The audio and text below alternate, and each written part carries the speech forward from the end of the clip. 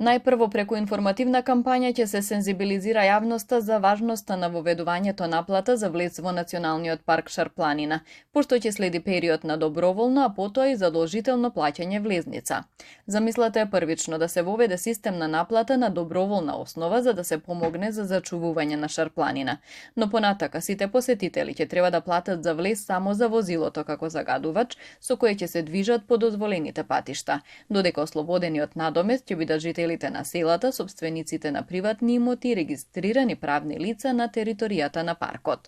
Од јавната установа која раководи со паркот вела дека средствата кои ќе ги добиваат од наплатата ќе покријат дел од трошоците за нејзино функционирање.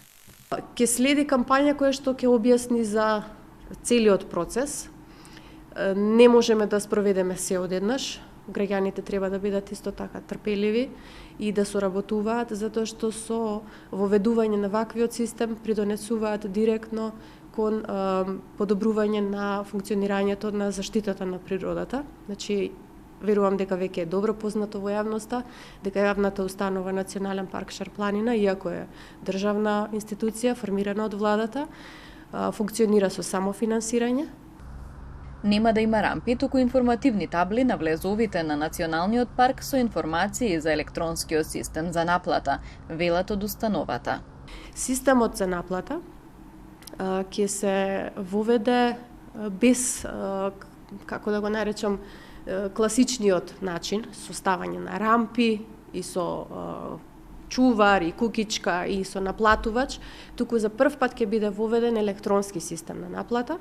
Значи, замислено е со праќање на SMS порака да се наплати само за возилото со кое што се влегува во Националниот парк, без разлика дали тоа е мотор, УТВ, АТВ, джип или кола, или минибус, или автобус, или камион.